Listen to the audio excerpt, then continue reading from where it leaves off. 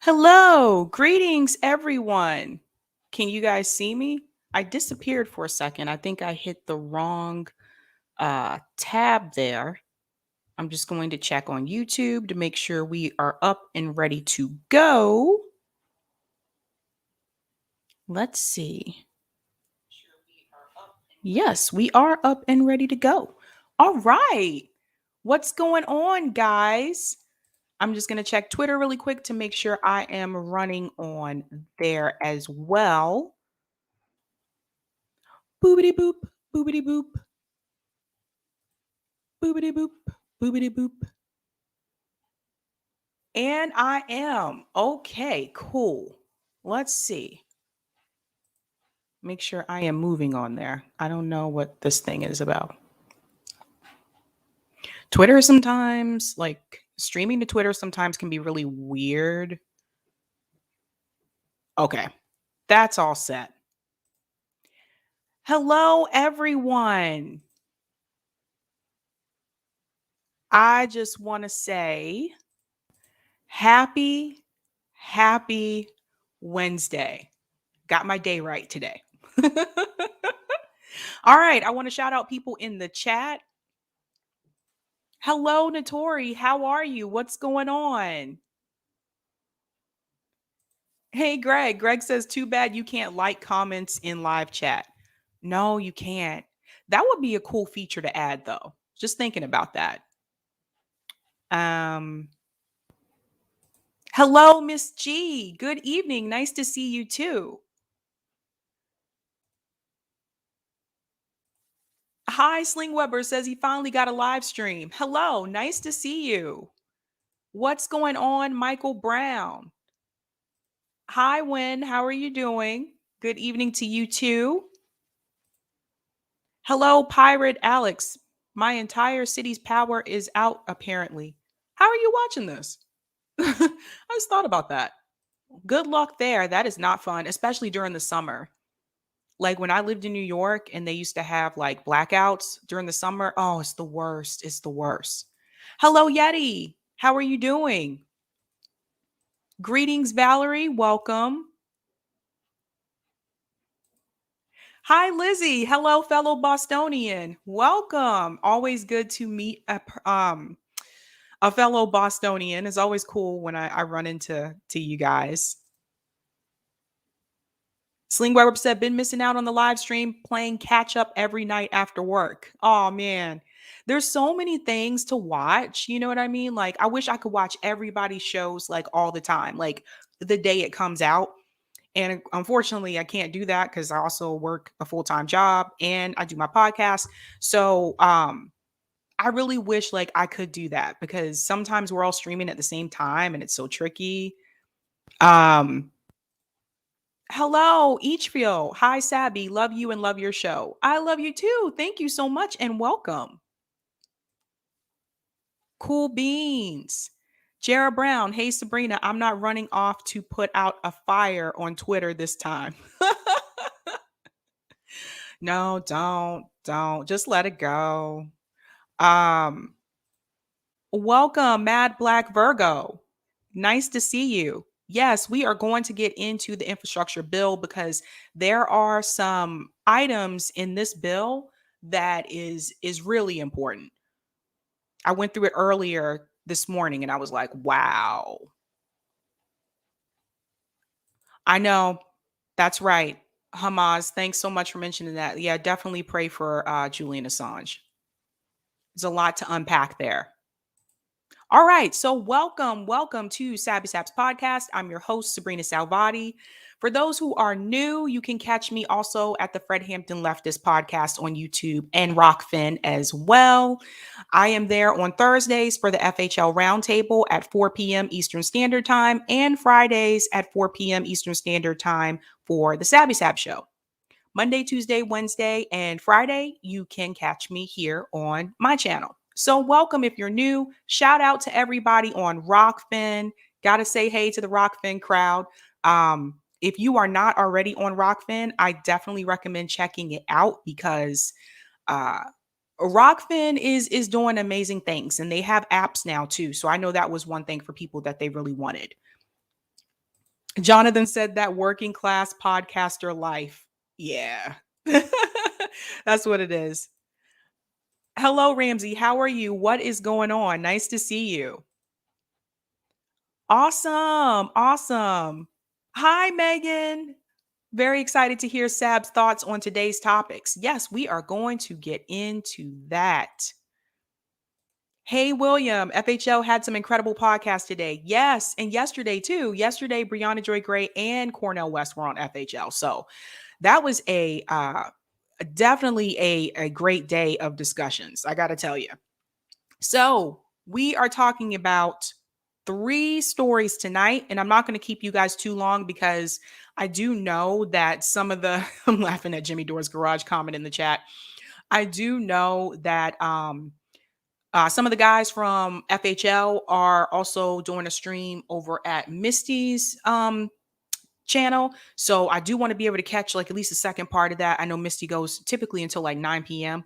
So I'm going to try to keep this to an hour. I promise. I promise. I promise. Okay. Hello, Jimmy Dore's Garage. They say Cory Booker's hair yelled at me. I'm so sorry. All right. So something huge has happened. So Biden's infrastructure bill has passed in the Senate. And that is shocking to me. I did not expect that to happen. I am very much surprised. I thought it would be the usual. It would pass in the House and then it would get to the Senate and it would not pass in the Senate. So I'm actually going to start with that first because I want you guys to see what's on this bill.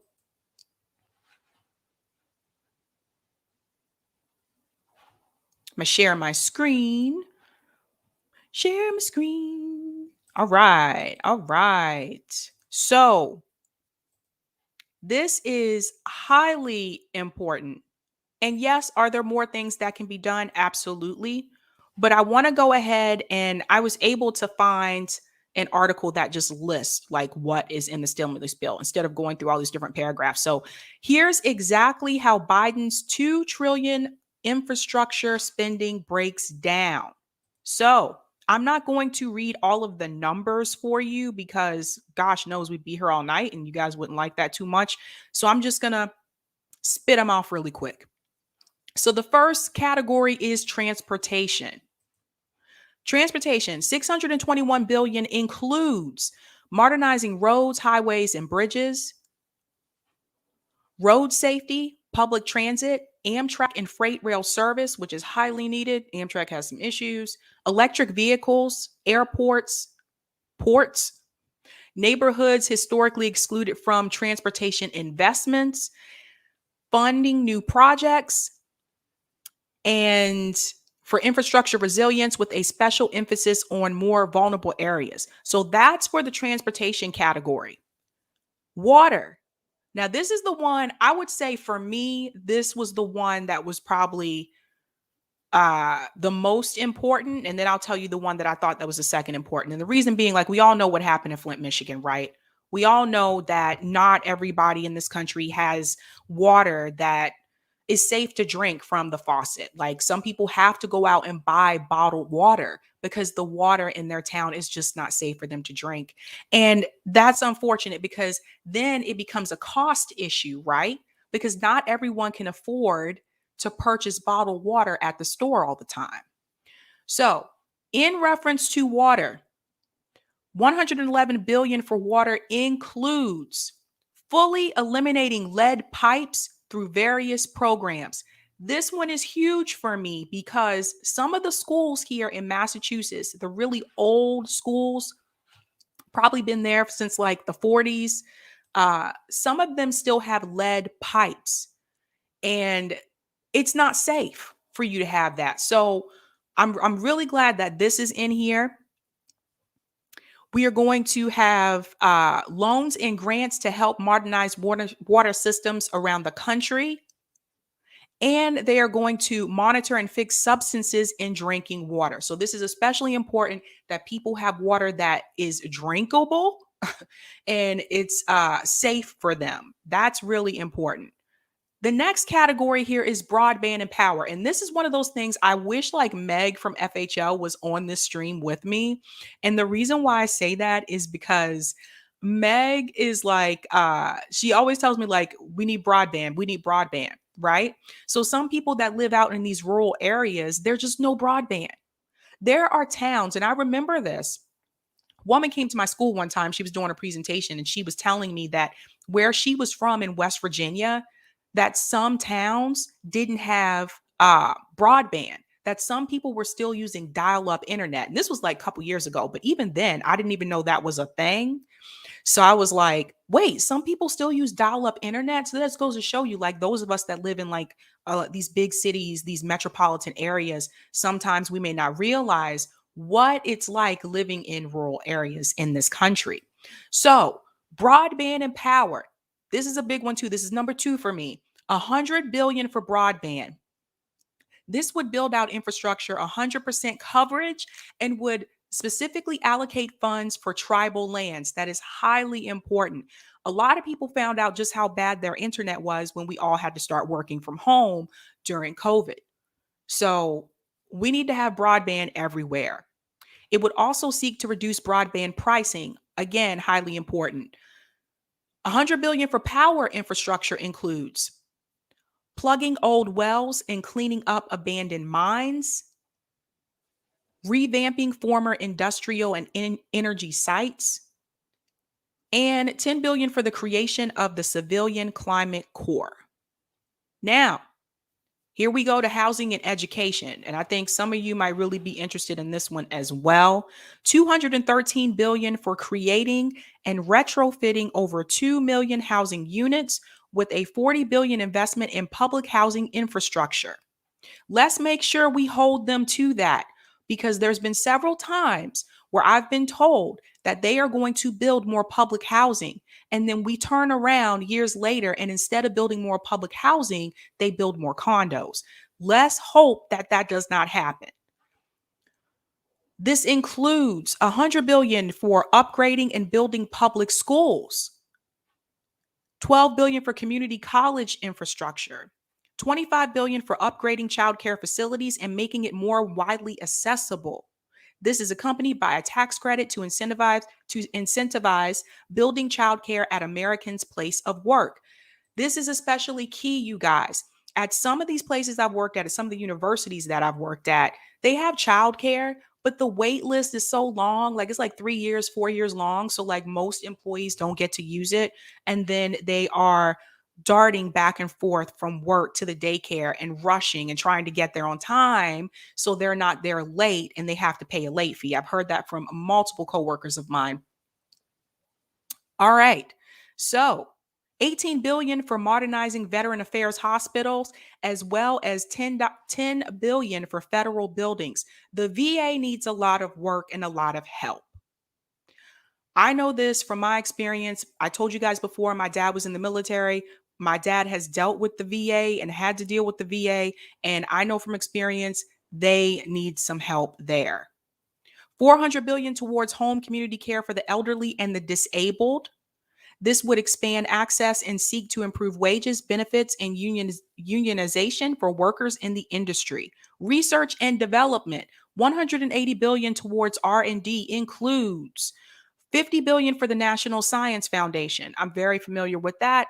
A lot of the students that I've worked with in engineering departments, this is where they get their grants from to come to school for the PhD programs. 30 billion for innovation and job creation, R&D. 40 billion for upgrading research infrastructure, with half allocated to historically Black colleges and universities. This is needed, as well as minority serving institutions. 10 billion for those HBCUs and MCIs, as well as 15 billion to create over 200 centers at them to serve as research incubators. 35 billion in climate research and development.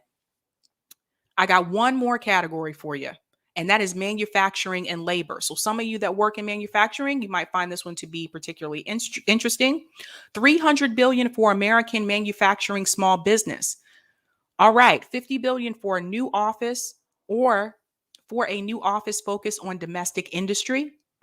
50 billion for research and manufacturing for semiconductors, 30 billion, 30 building, 30 billion to create new jobs and fend off losses during future pandemics, 46 billion for federal buying with an emphasis on various clean technologies, 20 billion for regional innovation hubs, 14 billion towards increasing competitiveness through technological advances, 52 billion to domestic manufacturers, 31 billion for programs providing credit, R&D funding and venture capital to small businesses.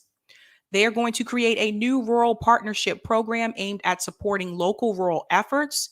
100 billion in workforce development includes. This is going towards career services and training for workers who have lost jobs. Funding towards workers facing some of the greatest challenges, prioritizing underserved and hard-hit communities with 5 billion towards evidence-based community violence prevention programs. 48 billion towards worker protection and development infrastructure, including an expansion of apprenticeships with a particular emphasis on women and people of color. And I think I did that in under 10 minutes. Whew. That was a mouthful. Oh man, oh man, oh man, oh man. Again, like I said, I was surprised that the Senate passed this, and I had the vote up here and I forgot what I had the vote, but basically I lost the numbers. I forgot where I put it. But it was bipartisan support. So Republicans and Democrats voted for this bill. Now, I'm not here to say let's all praise Biden and woohoo, Team B. I'm not here to say that, but getting this passed, this is a big deal. And it almost makes me a little concerned because I'm sitting here wondering, like, what did he say to those Republican senators to get them to vote for this bill? What did he offer them? Man, I would have loved to have been a fly on that wall. I'm going to go to some of the comments in the chat. Itch a Fool says, also, this is stretched out over years. That is true. This is not going to happen immediately. Jonathan said, one word is missing from every line item, bosses. Just add that to the end, and that's what's happening. Like how airlines pocketed pan relief funds and still fired everyone. They'll pocket most money and pay low. Ramsey said, just band-aids for serious wounds. That's true too. Like I said, there's a lot more that could be done. Itchyfool says it's just shoveling money to Comcast with no increase in speeds, which suck out here in poor rural communities. So again, guys, that's the thing I was saying. Like, I think a lot of us realize during, COVID, when we were sent to work from home, and like my whole office, we were all sent to work from home. I think that's when a lot of us realized that, hey, my internet at home during the daytime actually isn't as fast as I thought it was. Because if you're at work Monday through Friday from 9 to 5, you're not home during the day, Monday through Friday. You're only using your internet when you are home at night. And so that was the case with me. So for me, my internet wasn't that bad. But when I started working at home, I was like, wait a minute, why does this keep going in and out? And I realized my internet wasn't as good as I thought it was. So there are some things that we've got to get the broadband done. It's just time. Nobody should be dealing with dial-up in this country anymore. Shout out to Leroy. He's a Sabs member. He said, great work, Sabby. Thanks so much. All right. Still going to some of the comments in the chat because there's something I want to let you know that has been happening with Biden that kind of relates to this. Hello, Steve. Hopefully you saw part of my spiel there. God, that was a mouthful. Next time, I'm just going to look for a video. Show you guys. Dalt said, this is a huge corporate giveaway, and we're assuming Biden had to twist arms behind the back to give the money away. Huh. There you go. I'm telling you guys. Todd also said, I feel for you. Xfinity is awful. Malik Clary said, you don't want to know. LOL. Aspen Fallen. That's what she said. Yeah, I don't know, man. It's just one of those things. Unknown Space Pioneer said, this is 1/10 of what needs for or what we need for lasting infrastructure that is sustainable. Note the terminology for climate research and not actions such as banning fracking. Right. And that is heavily important because research and actually doing something are two different things. And so, yeah, it's great that they're going to do climate research, but we already have a lot of research about like climate change. We already have that. And the things that we need to do in the immediate time is we need to ban fracking. Now, we know that's not going to happen under Joe Biden because he's been very vocal about the fact that he's not against fracking. He made that very clear during the debates. And people cheered that, by the way. Like people in the audience were like, yay. I'm like, really? Do you guys know what fracking does to the earth? So it's just really interesting. Hello, Where Pilgrim. What's up? LOL has fallen. Noli D, what's going on? They have a monopoly on internet access here where I live. The county drew lines so that each company that provided internet can only provide it to a certain part of the county. Yes. So we had a similar situation as well in Boston. Depending on where you live in Boston and where you live, like in Cambridge and Somerville, sometimes these are all connected with different lines. And like she was saying, they redraw lines and stuff like that. But depending on where you lived in Cambridge or Somerville or Boston, that determined whether or not you actually got to choose your internet service provider. Some locations there's no other options. You just get Xfinity or you just get RCN. And so that's unfortunate too because not everybody can afford, those prices sometimes. Sometimes you want to look for a cheaper option, but if it's not in your area, then you're kind of stuck with what they have. Aspen Fallen, all of the FHL shows today have been so damn good. Thank you so much. We work really hard. Malik, this is the climate change we were promised, guys. We can't complain now. Oh my gosh. So, what's funny is that thanks so much for the super sticker, Noli.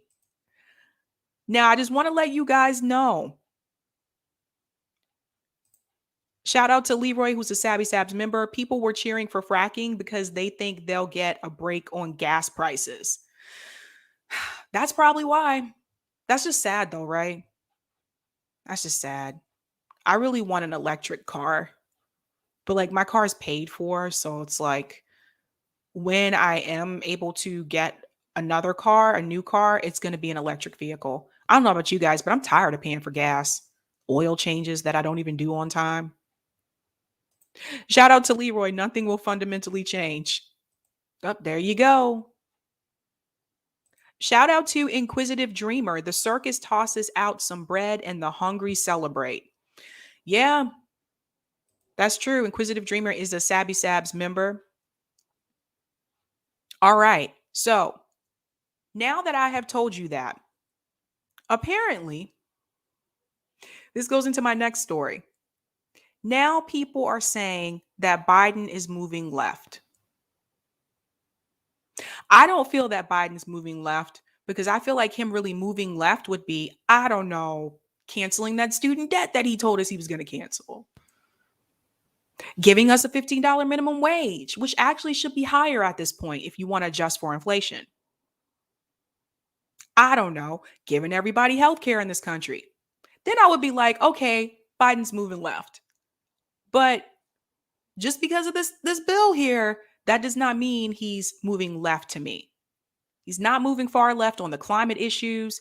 It's not as far as he should. It just is what it is at this point. I see you guys laughing in the chat. Yeah, I know. I know, I know, I know. Yes. So I'm actually going to show you that because it's really funny. So this came from the Hill. Let me pull this up. You guys are gonna laugh at this for real. I don't know. You just are. Here we go. I was like, what, dude? All right. So, bad news for Democrats. As Biden moves left, his polling moves down. Here we go.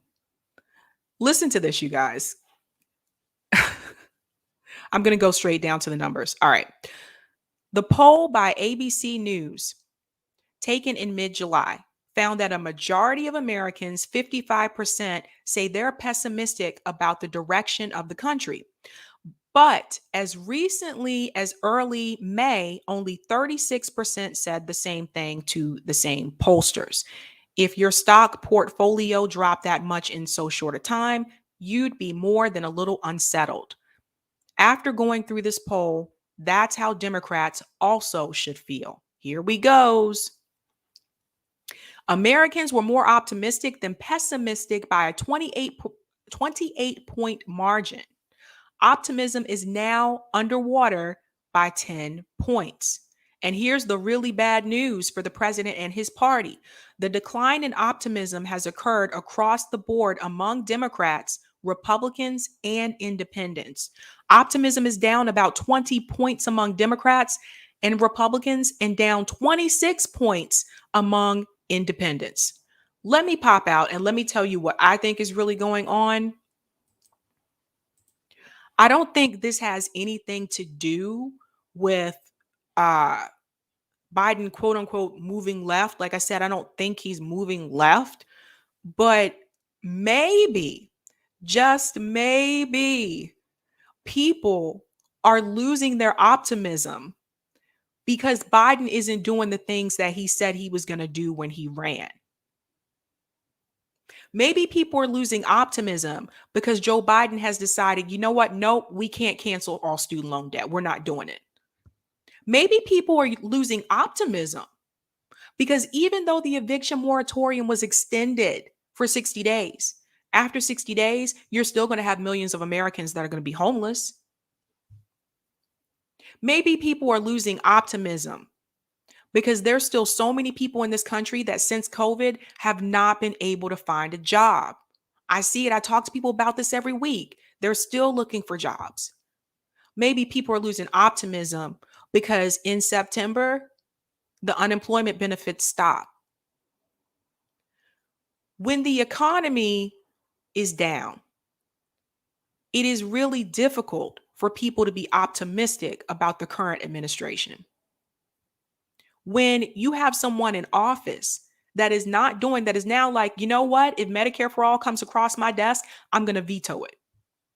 So much for giving everyone health care in this country. I wouldn't be optimistic either. Would you? If you're uninsured in this country or you're underinsured, and the president of the United States is telling you that, he's telling you, yeah, man, if that comes my way, I'm not going to allow it. Yeah, we're not going to cancel all student debt, even though I know I said I was going to cancel a certain portion. And I said I was going to, cancel it all for HBCU students. We're not going to do those things. I changed my mind. I wouldn't be optimistic either. I'm going to go to some of the comments in the chat.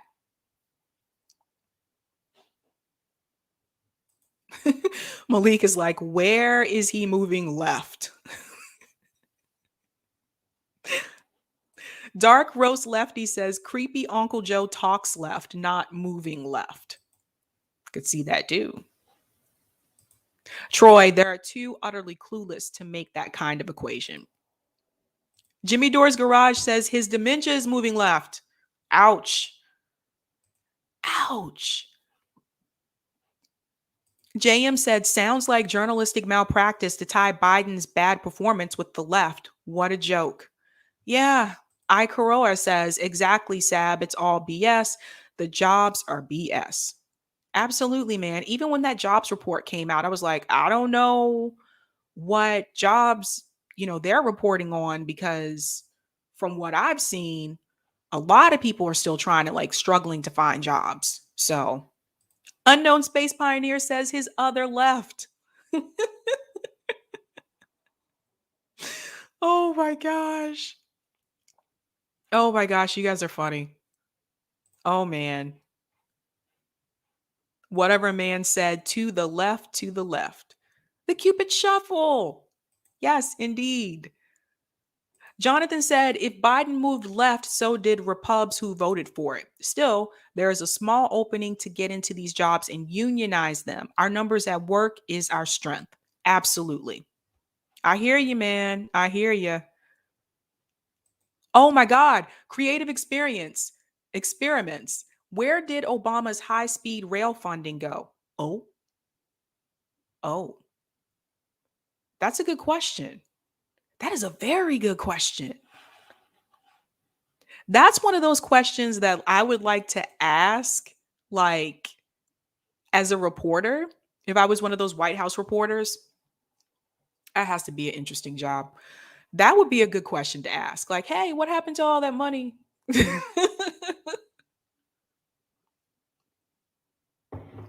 So I have a video I want to show you because Brianna Joy Gray was on Rising.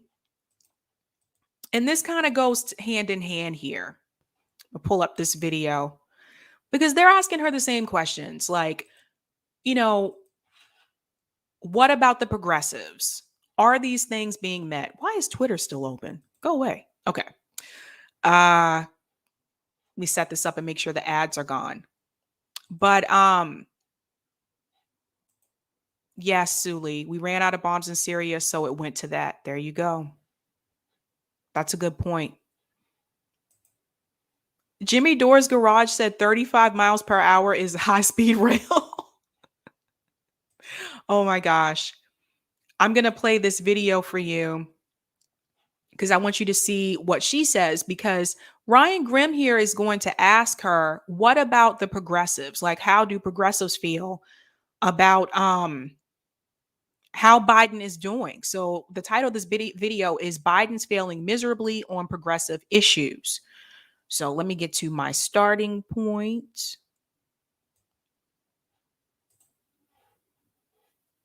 I believe it was 4 minutes and 58 seconds. Oh, I'm 1 second off. What do you know? Right there. All right. So I am going to share my screen and I want you guys to hear what Bree says about this, because I think this is important.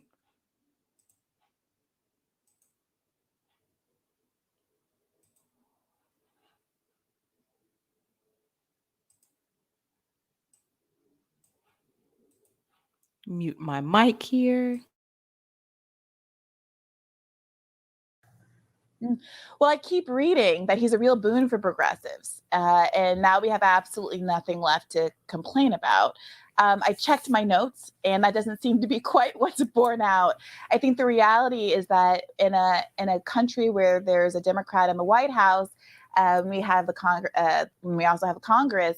It's pretty unconscionable that, but for Cory Bush sleeping out on the steps of Congress, we might have had an expired eviction moratorium and millions of Americans out in the street in a way that was completely foreseeable and preventable.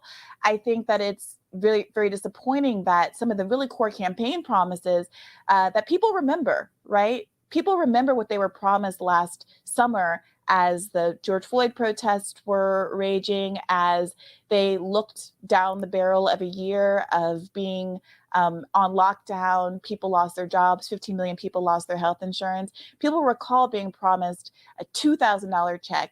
That Kamala Harris advocated for recurring checks, and that all of those kinds of promises, including student debt cancellation, have gone on the back burner.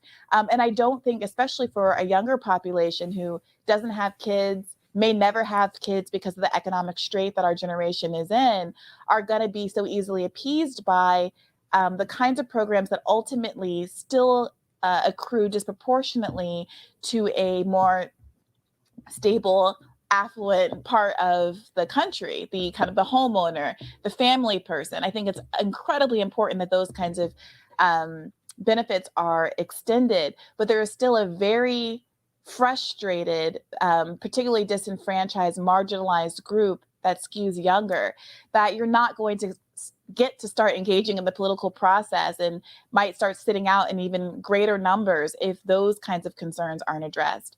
So my grade I'm not an easy grader in this category.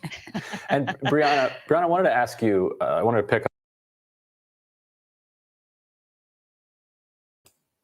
All right. So that was interesting, and that is important. And why is that important? Because she's letting them know that, hey, like, you can't forget about the younger people. You can't forget about the young generation. You can't just sit here and say, okay, well, people don't mind, or people aren't paying attention or not noticing that Biden like did not fulfill these promises. And he doesn't appear to plan to do it, because he's already said he's not going to do these things now. So the young people in this country have been greatly neglected politically. We have been forgotten about. We have been used to get votes only to be sold out in the end. Like, we have really just, you can't forget about us. And I want politicians to understand this. We may be a part, so I'm a millennial, so we may be a part of the millennial generation or the Gen Z generation, right? But one day we will also be boomers. And if you think that we're going to forget what our generation had to go through, we're not. We're not. And it's really sad, because I'm actually going to do a panel series on this. I meant to tell you guys this. I'm putting together a panel series of different generation of leftists: Gen Z, Gen X, millennial, baby boomers. And I'm really hoping to hear from people what matters most to them. And this is going to be like a generational, thing. But the reason why I want to do this is because I want people, doesn't matter if you're Republican, Democrat, whatever, I want people to really hear where the other groups are coming from and why they want what they want and the sense of urgency it is for them. So, like, for example, I can tell you with a lot of my students, the number one thing for them is climate change. And so, and I understand that, because they're the ones that will be affected by it. So Tony said, what is before baby boomers? Is that the silent generation? I think that's the silent generation. Yes. Which is a hard, I don't know why they have that name. Come on. I don't like that name. So yeah, and I hope, like, I think this panel is gonna be a great discussion. Like, so I actually need to message all those people back with a date.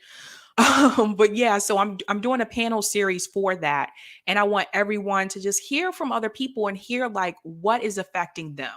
I've already heard some of their concerns, but for their generation, but I want everyone to see this. I want to open this up to everyone so that they can hear this. Shout out to Meg, but I just oh, there it is. That'd be the door. Young lefties got to learn the key lesson from elder lefties so we don't repeat mistakes. Exactly. Like, I just really, what she said there is important, that like, you can't just listen. Young people should be able to have the freedom, the financial freedom, to be able to go out and do what a lot of our parents were able to do. Get married, buy a house. Hell, my parents didn't even have student loans. They didn't even have student loans. So that's not something they had to worry about, but I do. So my thing is like, they should be able to have those same opportunities. And right now, you're not seeing it. And I'm telling you right now, if you're worried about the economy now, what is going to happen if people are not able, the younger generations are not able to start families because of their financial situation? What's going to happen to the economy? That's going to affect the economy too. People complain about the housing market. Well, all these young people are taking a year off after college and going to do things like travel. They're taking time off to go do stuff like, oh, I'm going to go study abroad. All these young people out here are deciding that, you know, they don't want to like start work right after college. They don't want to get married. They don't want to buy a house. They want to live in these little tiny boxes. They want to live in tiny homes because that's what they can afford. Weddings are expensive. Anybody here in the chat? Are you married? Did you pay for your own wedding? I know I got some in the chat. So I missed a super chat. I did something here and I don't know what I did. Oh, here we go. Shout out to Diane. She's a Sabby member. Hey, Sabby. Oh, man, I'm late getting ready for a camping trip with my grandchildren. Sabby ain't nothing silent about this boomer. LOL. Yeah, I know, man. But I did miss a super chat here somewhere. Greg said Biden and Bernie are at the younger end of the silent generation, I think. I think so too. I'll have to check the years, the dates. Cause even with millennials, it's like it's weird. Um Black in the Empire said, did I miss the segment on Cory Booker? Nope, that is next. Thanks so much for the super chat. Quaker Socialist. The silent generation is the group of people born in between the greatest generation and the baby boomer generation. The silent generation is also known as the lucky few.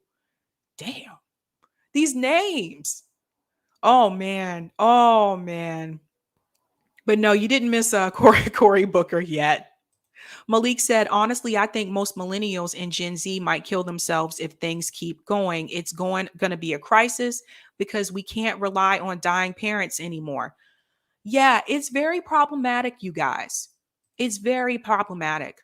But I hear people like make these statements about like my students, like the younger kids, and they'll say like, why aren't they like getting married? You know, why aren't they start? I'm like, dude, because they have so much debt. They have so much student loan debt. They can't afford it. Even the ones that don't have student loans, you think they got like $40,000 down payment for a house? They don't just have that money just lying around. So, Sly said 1928 to 1945. Thank you so much. That's good to know. My parents are boomers.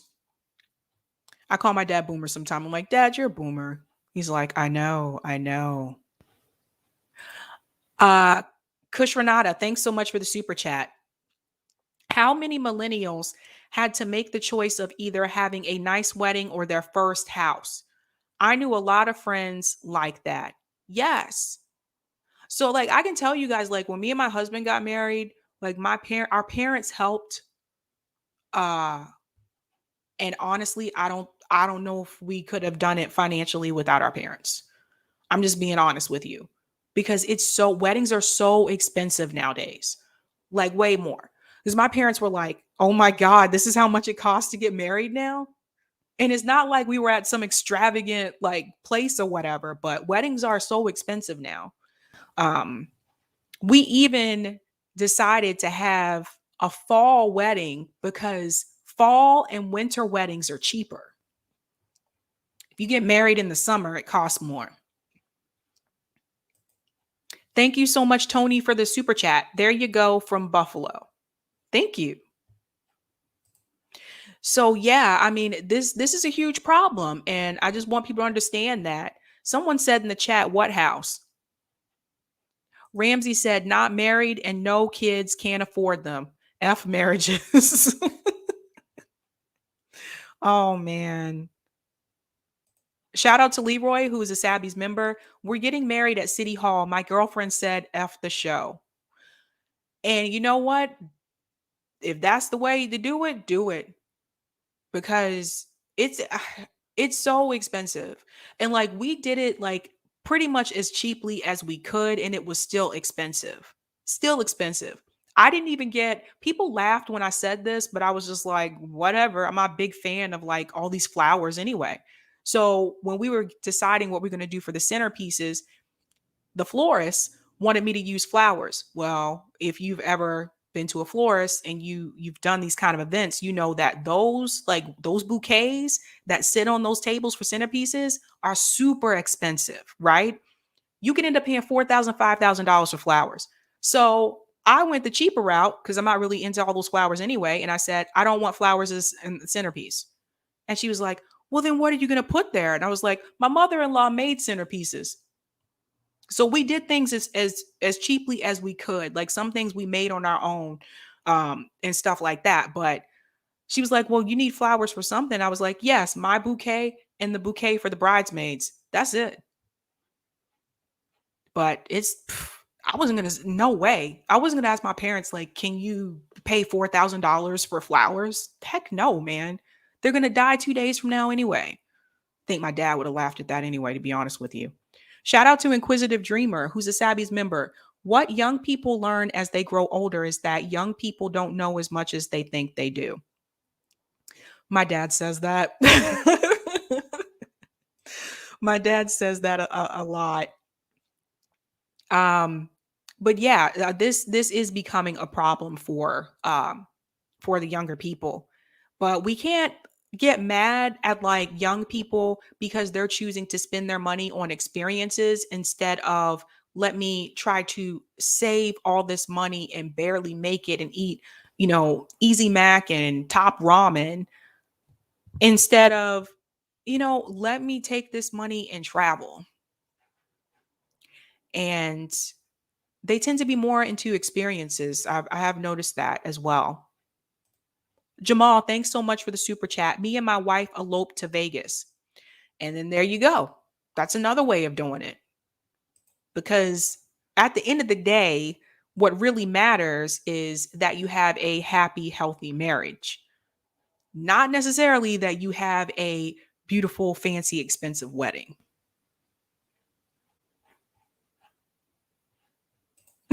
Noli D said, F that. I got an entire rainforest around me and I used that and flowers from my grandma's garden. Yeah.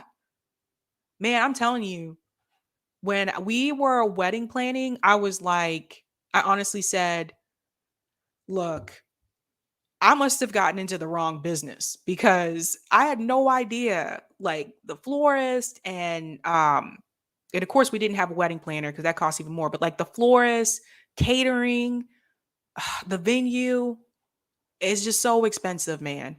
So expensive for a couple of hours. That's right, Troy C. It's all about what you make it.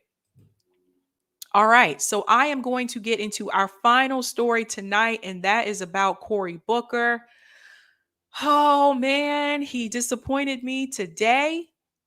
Although I guess I shouldn't have been surprised, but he said some things that I was shocked that it came from him because he is one that has really, fought for criminal justice. And that was his strong suit. And when he was running for president, I actually said, like, why didn't Cory Booker talk about the criminal justice issues earlier on during the debates? Why did he wait until the end when he was pretty much done at that point and then bring up those issues? That was something he's really strong at, is the criminal justice issues. Not today.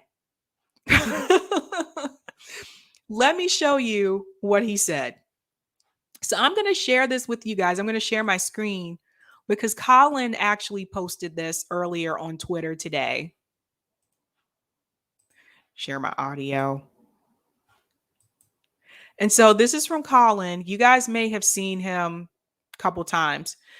Colin said reason number one, I think it's 1,347,894 why I will never vote Democrat again. So check this out. So hopefully you guys can see it maximized there. I'm going to open up the video. Opposing my amendment is a... All right. Now, before I play this, I want to explain to you who this guy is. The guy standing up here, this is Senator Tuberville. He is a Republican senator from Alabama. Why is that important for you to know? Because after he speaks, Cory Booker is going to speak, And Cory Booker is gonna like say some things that really just made me pause. And I was like, really, dude? He's gonna be all dramatic, his Spartacus self. But listen to this. Now, this is in reference to the amendment that was offered by Tuberville. He wants to offer an amendment to eliminate federal funding to localities that defund the police. So basically punishing cities and towns that choose to defund the police. That's what this is about. I'm going to play it now. And I want you to hear what Cory Booker says. Let me turn up my volume really quick. And let me mute my mic.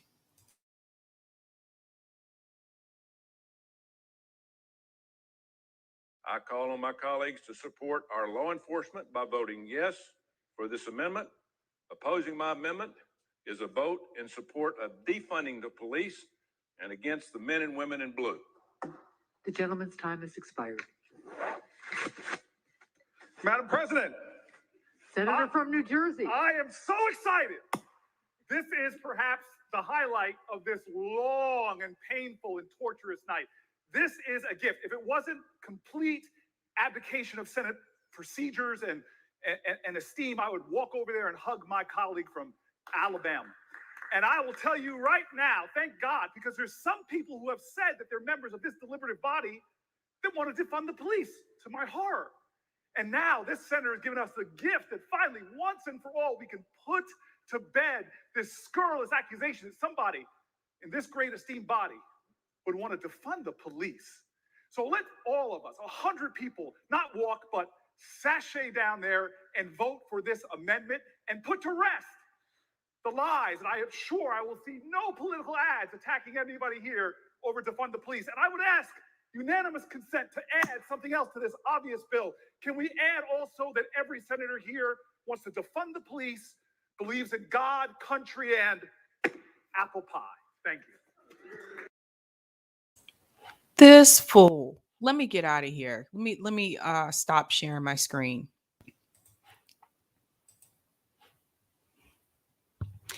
I'm going to get to some of the super chats really quick, and I'm going to tell you what I think about this because I think this is just ridiculous.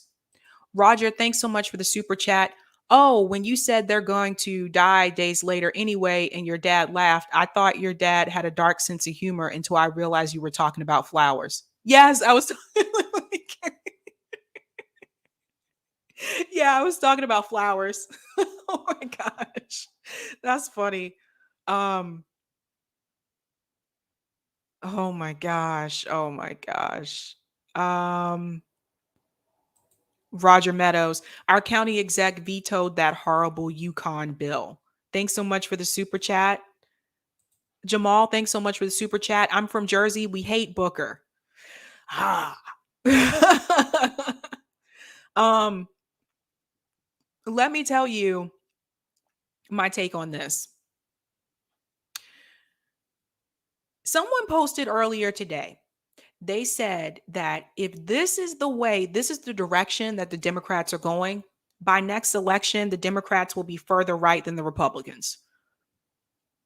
I wanted to share that post and then my page refreshed. And then I was like, darn, I lost it. Don't you hate when that happens? So I thought about that today and I realized, damn it, they might be right. Because why is Cory Booker so excited and so happy about this, basically this anti-defund the police bill or amendment, excuse me? Why is he jumping up and down and excited about that? Especially when Cory Booker has talked about his experiences growing up in New Jersey, the housing issues that they went through, his family, how they didn't want to sell to a black family. And so his dad had his white friend go and buy the house and then they moved in.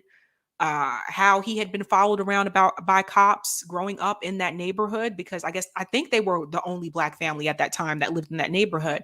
So he knows what it's like to be hounded by the police. We all saw what happened last year during George Floyd. Why was he so excited to support this? It reminded me of something this gentleman said in New Hampshire. Back during the Democratic primaries for 2020, My husband and I, we had this goal to go to all of the town halls of all the candidates that were running. Now, that didn't really happen. Some of it was because of weather issues.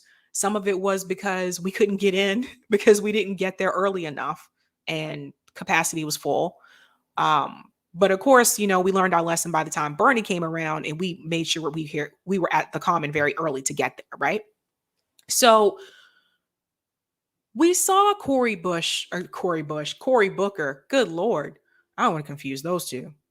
We saw Cory Booker speak, and there was a gentleman in the crowd that said, "Excuse me, everything that you're saying right now sounds really good. But I remember a gentleman came here a couple years ago, and he sounded a lot like you, and his name was Barack Obama." And that hit me right here, because that made me think, were there similarities there between the two? And basically, what that guy went on to say was that Barack Obama said all these things too. He said, yeah, we should do this, we should fight for that. And then when he got in office, like, none of those things happened. So he was able to see through Cory. And we were too. But that's what this performance that Cory did, that's what this reminds me of. It's just kind of like when he was running, he was all about, like, we got to do stuff for criminal justice. We got to have we have a great criminal justice plan. I've worked with different leaders in the Senate, and this is what we're going to come up. And like I said, like, that actually was his strong suit. Like, he should have led with that when he talked about criminalization for marijuana. He should have led with that at the beginning of the debates, not at the end when he was about to walk out. That was towards the end, when he didn't qualify anymore. So, and here I see that same guy jumping up and is like, woo, he's so excited to run over across the aisle and hug Turbeville. Why are Democrats so willing to do that? Why is it that the Democrats are so willing to just bend? They're so willing to give in. Because when Republicans had ownership and leadership of everything, when Trump was here, the Republicans did not give in.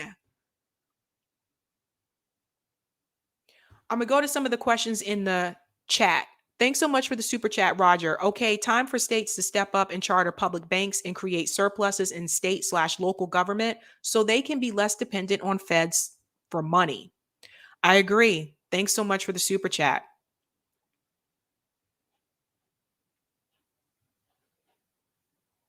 Just going through some of the comments here.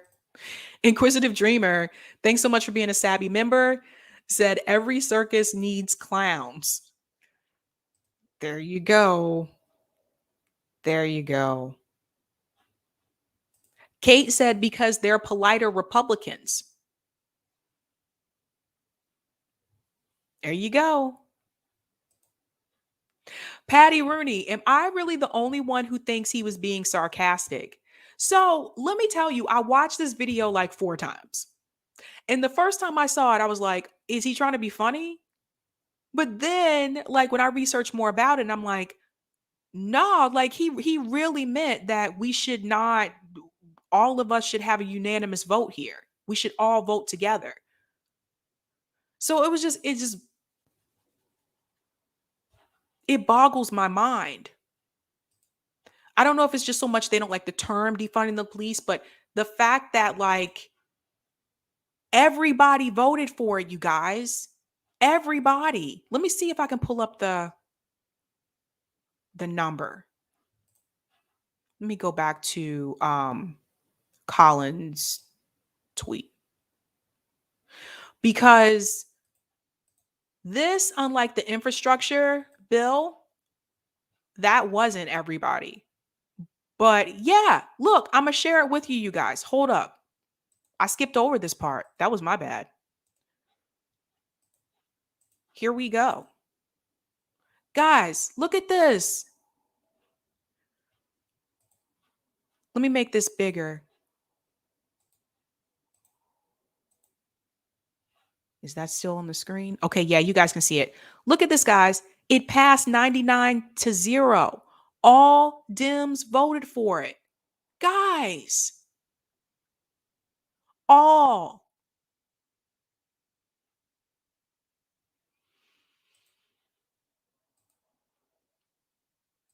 That's just, it's, I don't, I mean, what do you,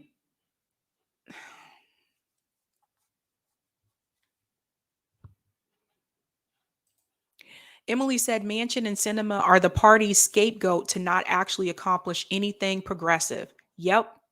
Did you guys see when I had on Lucy, her channel is Blue Moon Red Wine? She was talking about this thing called the rotating villain, what they'll do in government. How they'll just do that. Like next time the villain will be, Manchin, Cinema, or this Senate parliamentarian that none of us have really heard of before this year. So this is something that they do. Black in the Empire, thanks so much for the super chat. Booker did stop and frisk as mayor. What? I did not know that. Black in the Empire, are you serious? Oh my gosh. Thanks so much for the super chat. That's really messed up if he did that. Because like I said, he knows what that was like being stopped and frisked, being the only Black family in a white neighborhood in New Jersey back then. He knows what that was like.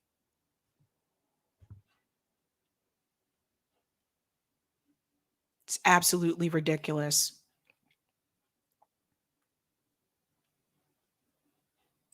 Meg said, who was the one vote missing? Assuming they voted present, but I don't know. I hope it's Bernie, but doubt it.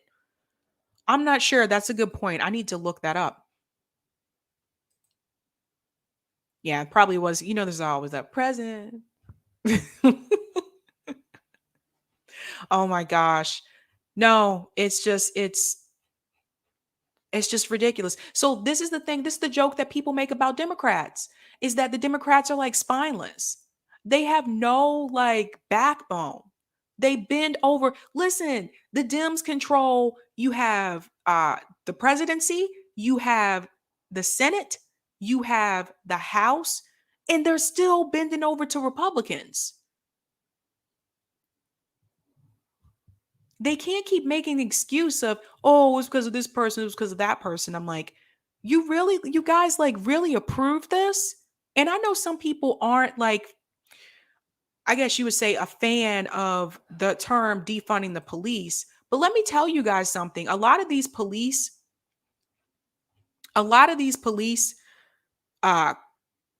units are already overfunded. They already have bloated budgets. We got Josh Hawley out here saying, yes, we need to put more cops on the street. He wants more police presence.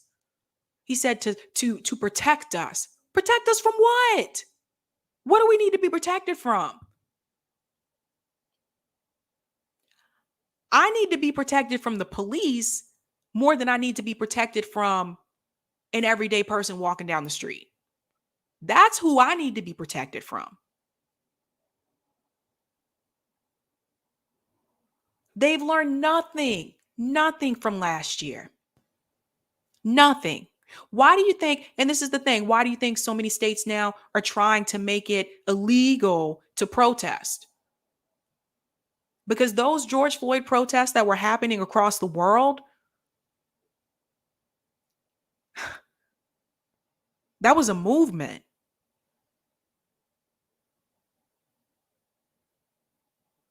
They don't want us to come together.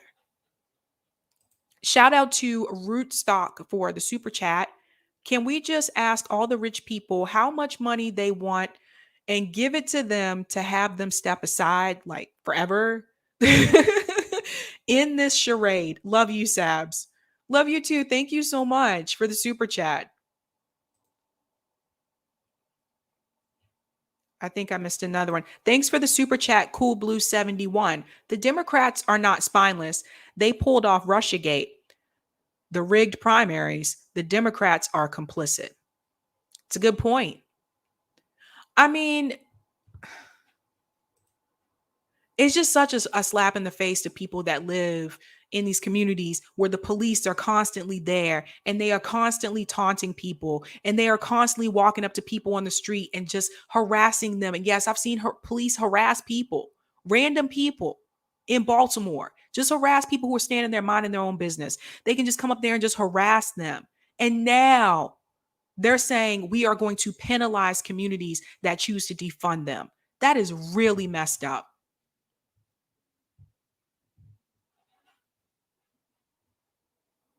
I missed something somewhere. Thanks for the super chat, Black in the Empire. Dems aren't spineless. This is their agenda too. There you go. There you go. Quaker Socialist said, Sabby, the us to protect are the wealthy. And this is very true. And I need to bring back on Chris Richards because Chris Richards and I did a show a while back. It was called Policing in America. And he really broke this down. He really broke it down how like the police are there to protect the wealthy people. They're not really there to protect people in the poor and low income communities. This is why a lot of times you don't see police really do much about Black on Black crime. So when people say, why are the crime in those neighborhoods not improving? Chris said, because he feels that police almost prefer Black on Black crime.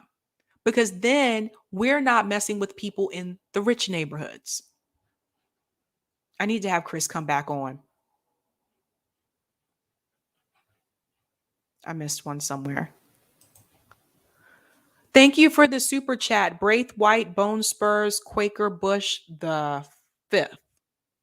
That is a long name. Dems are not bending over to Republicans. They believe in these policies. This is grift in leftists. That's why a third party is needed. How come the working class isn't repped in the government and the media? And I like the little smiley face smirk there. And that is actually a really good question. Why aren't the working class? I mean, with the exception, right? Because Cory Bush, she came from like working class community. There's exceptions, little exceptions here and there, but he has a point. Why aren't the working class represented in government and in media? I mean, think about it. If you look at CNN and you look at Chris Cuomo, he didn't come from working class family. His family was already, they were politicians. Anderson Cooper. Anderson Cooper's mother, hold up. Let me look this up real quick. I want to make sure I get her name right. Hold on. I'm coming. Anderson Cooper's mom, because I remember my mom was telling me about Gloria Vanderbilt. This is Anderson Cooper's mother. Hold up. She passed away. Hold on. Gloria Vanderbilt. Some of you may know that name.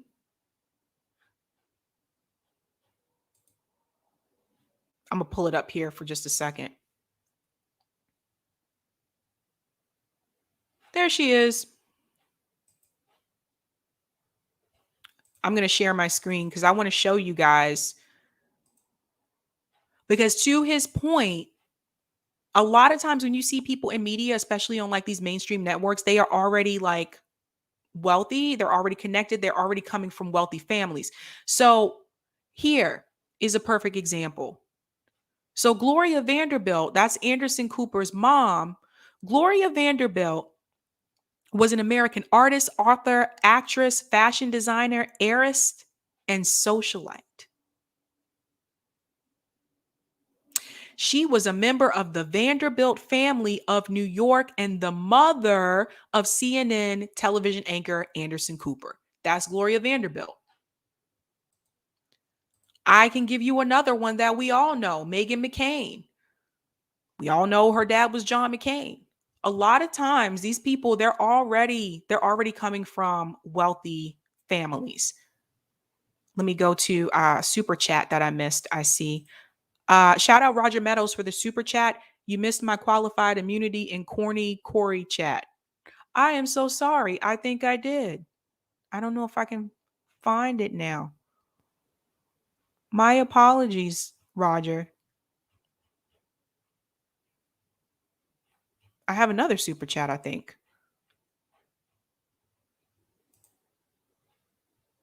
Justin is from Justin Lips. Let me see if I can find that one really quick. Oh, here it is. Thanks so much, Justin, for the super chat. Both parties have the same donors. So they'll both eventually end up supporting the same policies that serve corporate totalitarianism. Exactly. They do. I was telling you guys the other day about Sallie Mae, one of the worst predatory student loan companies in America. They have a PAC and they donate to Democrats and Republicans in the House and in the Senate. And that is part of the reason why they don't want to cancel student loan debt. Because Sallie Mae wouldn't like that too much. Roger, thanks so much for the super chat. Cooper, also CIA. Yeah, a lot of these people are already coming from wealthy families. Little Rock. Anderson Cooper used to be on Channel 1 News. That news channel was shown in high schools. Yes, we used to watch that in homeroom when I was in high school. I remember that. And then I saw him on CNN and I was like, what? Is that the guy from Channel 1 News? Yep. And so was Lisa Ling. I think that's her name. I thought she was on Channel 1 News too. Hello, my butt's adventure. Hello, sis at Sabby. Nice to meet you. Happy to be here. Welcome. Welcome. Yeah, man. I got to tell you guys, Inquisitive Dreamer is a Sabby Sabs member. Oregon passed a bill in July to eliminate math and reading requirements for high school graduation 5 years. Oh boy, man. Wow. Everything's changing in education, you guys. I personally think standardized tests need to go. I don't think they prove anything. It doesn't mean you're smarter. It doesn't mean that you're going to do better in college, like for the SATs. I know people that receive like high scores on the SATs, you guys, and they struggled academically in college. Valerie said, yes, it was Lisa. Bet. Lisa and Anderson Cooper were both on there. But yes, definitely. Okay. It is 8:14. There is one more thing I have to show you guys. It's just a plug, but I don't want to forget to do this. So many of you know we had the Medicare for All marches, and why is everything so big on the screen? Okay. We had the Medicare for All marches, and some of us decided after that to start a plan B to move forward with next steps. So for those of us that did the march in Boston, so Kyle Davis was the organizer for that march, and I was the MC for that march.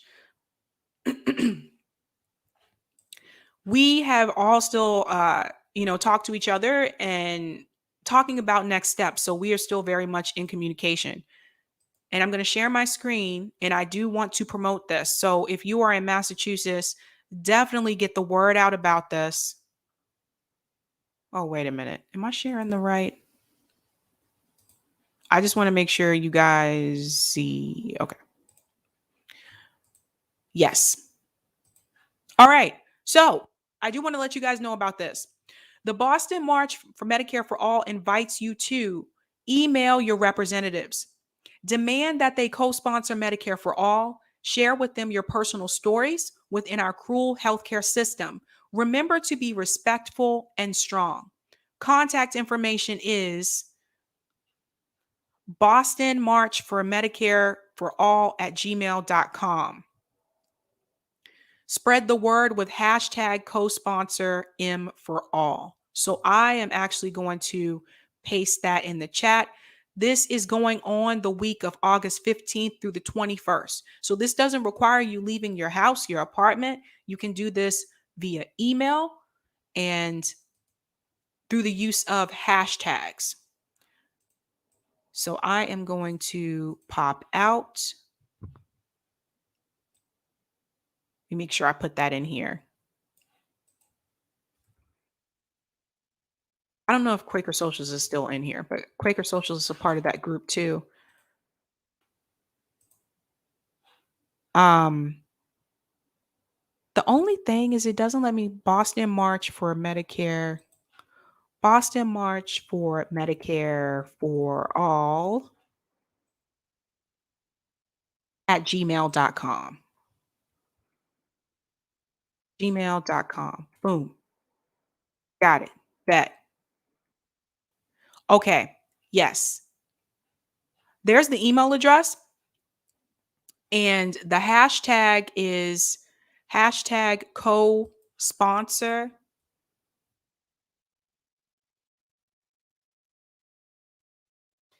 M for, I want to make sure I'm putting this in correctly because we know M for A. You can tweet this out. You can put this on Facebook. You can put this on Instagram. Please share this with everyone. We're trying to get the word out to as many people as possible because I think I may have mentioned this to you guys before, but there is only one person that is preventing Medicare for all from being brought to a floor vote here in Massachusetts. And that's not cool. So we need that one person to change their mind. And Quaker Socialist is letting you know about this as well. For those of you in Massachusetts, I'm here. I want to go to squad member Representative Ayanna Pressley this Saturday to tell her in person she has a public event. Yes, so Ayanna Pressley will be here this Saturday for a public event. I believe you have to register for it, but if you just Google it, I mean, there's only one that you'll be at. So if you just Google it, then you should find it and you can register ahead of time. This is your chance to be able to talk to Ayanna Pressley in person. I can't guarantee that you will be all able to speak to her individually. I'm sure it depends on how soon you get there, how long she stays. But this is an opportunity for us to be able to speak to one of our representatives that is in Congress. So I encourage you to go if you can. Just looking at some of the, yes, Noli, even if you are outside of Massachusetts, write to your representatives anyway, please. Yes, please. Please do so. You can also call, let me see if I'll put that here. But what is important for you to know is that we are trying to move forward with next steps. So for us, this wasn't just a march. That was just the beginning.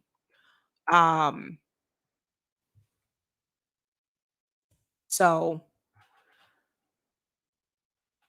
I am seriously hoping we can get somewhere with this here in Massachusetts.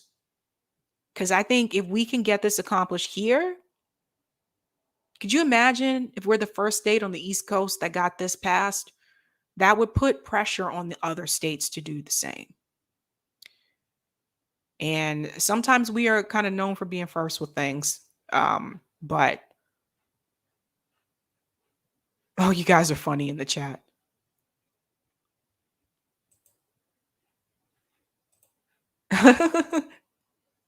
Absolutely. Yep. Awesome. All right, guys. It is 8:20. It is time for me to go. Thanks so much for tuning in with me, you guys. This has been an awesome time. I don't know about you guys, but it was so humid here today. I just feel shiny and sticky. So, I am going to go take care of that. And I wish you all the best. I hope you guys have a good evening. Tomorrow, I won't be here. I'll be back over at FHL Roundtable. So check me out there. We're going to have some good time. I know we got some topics, cool topics to talk about. But thanks so much for joining in, you guys. I really appreciate it. And I appreciate all of your support. And before I leave, I just want to let you guys know all the negativity, all the stuff that you're seeing via Twitter and stuff like that. I say just ignore it. Because that's what I'm going to do going forward. I'm focusing on doing what I do and focusing on spreading the message to people and educating people and activism in this area. And that's what I'll continue to do. So thanks so much for tuning in, guys. And as usual, have a good night. Keep up the fight.